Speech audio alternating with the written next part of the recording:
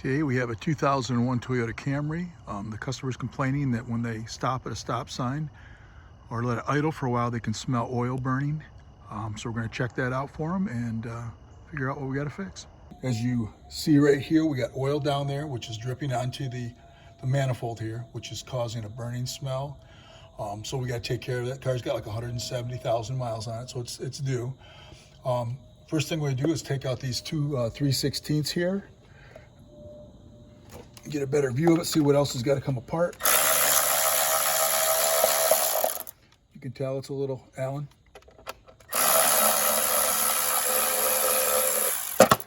Pop that off. Okay, next thing we do is take off our hose right here, coolant hose. You want to drain the radiator a little bit first. We already drained some, so next thing we do is take this clamp off. We're gonna squeeze this together with a pair of pliers and then wiggle this off, and you might lose a little coolant, but like I said, we already drained a little, so hopefully it won't be too bad. Oh, not bad at all. And just tuck it up out of the way so it doesn't drain anymore. As long as we got the pliers, we'll go ahead and take this off on the end, which is some kind of vent tube it looks like. You might want to break it loose a little and just try pulling it off. Just like that, not a big deal. Tuck it out of the way. The next thing we do is take out the coils. You can see where these are plugged in here. You just got to push down on that and hopefully it just comes right out. You can see one of them's already snapped off. So I'm not sure. I think we got to pull this whole thing back like that. So I'm going to undo these. Hopefully it just comes right off. And that one's lucky. Push it right there in the center again. You just kind of push it forward and backwards and hopefully it just comes loose. And if it's not going well, you use a screwdriver or something, but usually you can just get it with your fingers like that. Okay, now I'm hoping we can just pull this back out of the way so we can get at these bolts that are underneath there that are holding the valve cover. Okay, next thing we're gonna do is we're gonna undo these and hopefully we can just pull the whole thing back. Okay, we gotta take that. This is with a 10, we gotta take that off. Take these 10s off.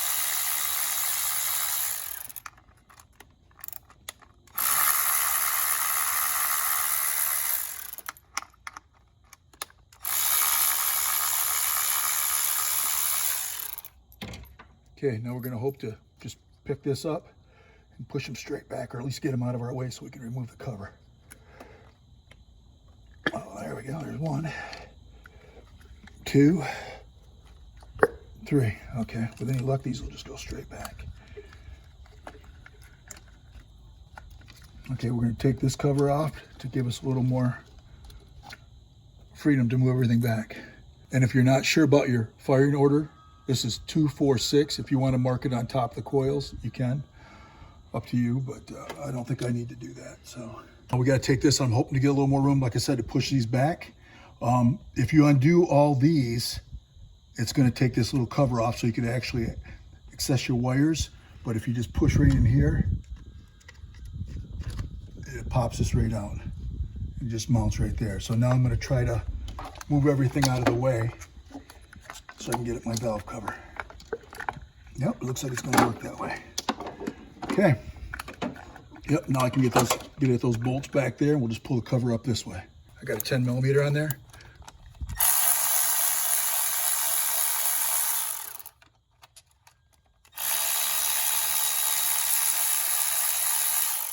And I just want to make sure that they're all the same, which they look like so far. So you just keep comparing them all the way around in case there's one oddball that's got to go back in the same spot.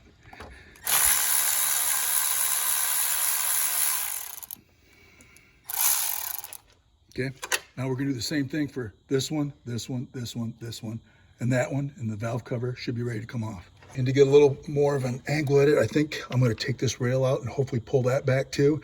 And hopefully these just unplug. You push on this one right there. This one's got the same thing on the side here. And that one pulls out, and a panel popper.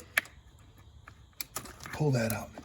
Yeah, now that gives me, I don't want to pull it out too far, but that gives me plenty of room at the top of the valve cover.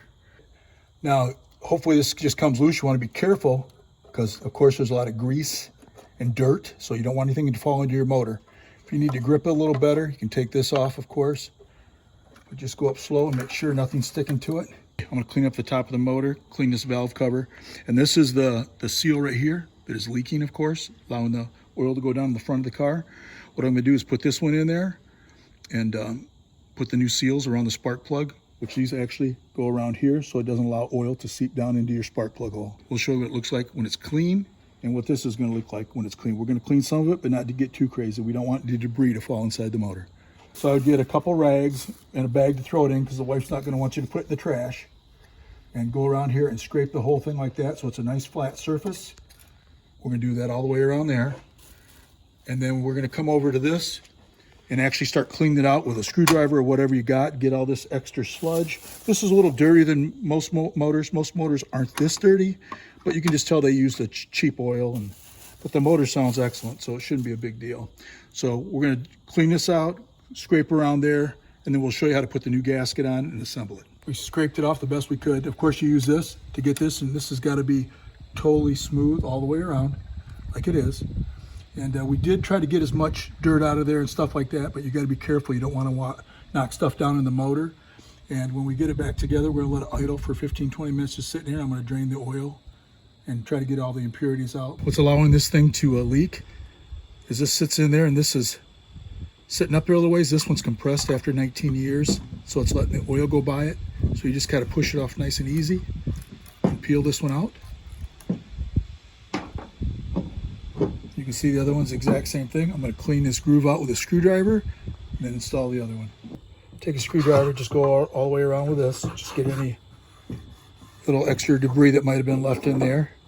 And the ideal way to fix this would have been the mineral spirits tank, but ours was broke, so I had to do it the old-fashioned way. Just use some purple clean and clean it with water. So it would have been a little better, but it's still good enough. Just fit this in like this all the way around. You can see it's got the little notches. You can see how much higher it sits up. It's not flat. This is the purple power I was talking about. The stuff works good. I've used it for years. So I use that instead of the mineral spirits because we didn't have it. But right here you can see the difference in height because this isn't compressed with a new gasket like that. So I should stop the oil leak around the top there and hopefully get rid of that burning oil smell. And now these go over your spark plugs. So we're going to have to put a new one in. These two, I've already put one here. All you do is flip it over like that, reach in there with a screwdriver and smack it and knock it out. And then install this one just like this. And that should take care of those two. A lot of times I like to just go in there and hit it with a hammer and hopefully it just pops right out. But if it doesn't, if it just rips in two, then you go back on this side right here nice and easy and just pry it up like that. So you get all of it out. But you don't want to mar the surfaces and stuff like that right there. So then all we do is put the other one back in. Put it back in there, and then you can either put something in there to slide, or you can get like something rubber and just tunk it in nice and easy. So this is all clean. Everything's installed. I put a little oil around here and around here so that slides over that easier. And this surface is cleaned all the way around. Okay, now we're going to flip it over, be gentle with it, and put it in place.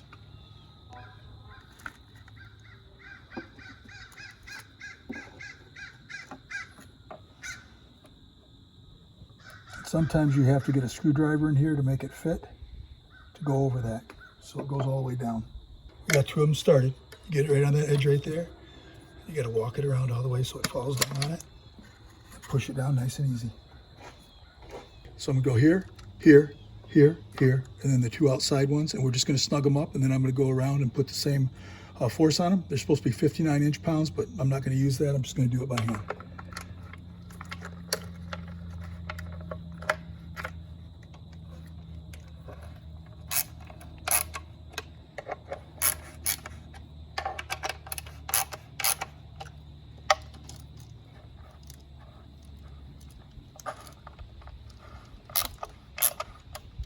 Always a crossing pattern.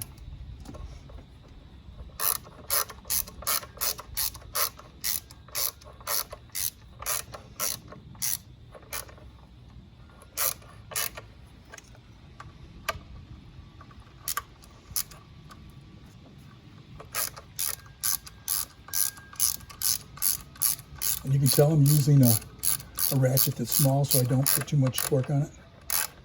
It doesn't need much.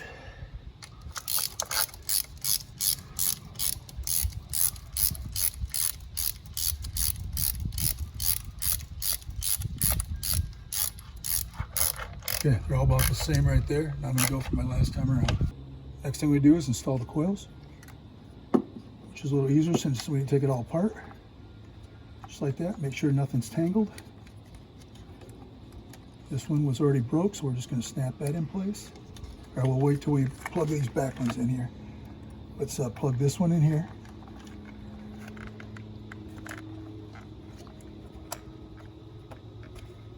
That clips in. Clipping this one right here. Okay. And then we're going to put this on this back here. And then there's a clip this one in the front. Even though this is broke, it's not that big of a deal. If you start having a misfire or something, you might want to put a zip tie on it or something. Make sure all these are clipped in.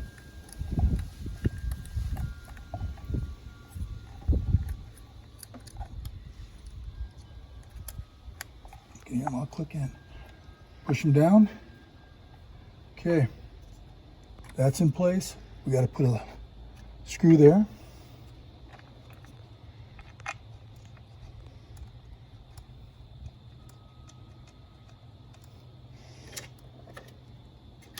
And we got the 3 that go here.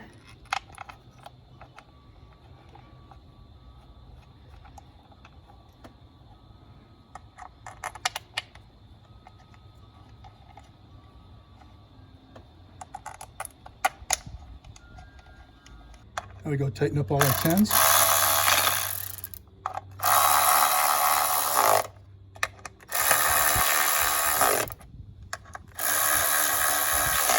Okay, these are all tight.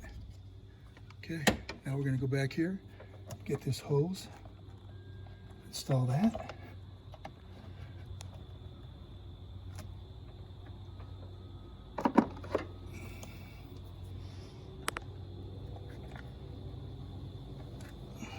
Put our coolant line back on.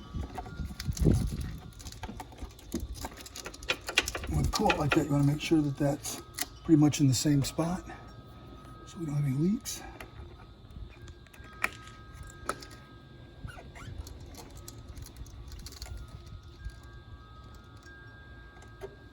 So we tighten these up in a crossing pattern like that. Make sure they're nice and snug. Then we clipped in this one, and snap this back in place, and these 2 in place. And then we put our coils in, put those down, put the 10s in, just make sure they're not tangled or anything. Put the 10s in, and there's a 10 right here that holds this in place so that doesn't move around. And then we attach this line right here, clip that in place, put our coolant line hose in there, tighten that down. The last thing you're going to put in place is this right here, just a cover. And you can see the 2 holes are right there. Make sure they're lined up.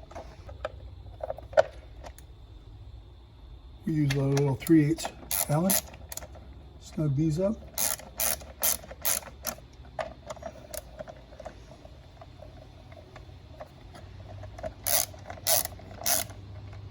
Snug.